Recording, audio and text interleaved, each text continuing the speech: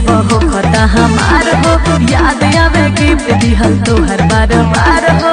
कहे मजबूर तबे हो गइल दूरी, अपन फाटल करे जले के सीहे।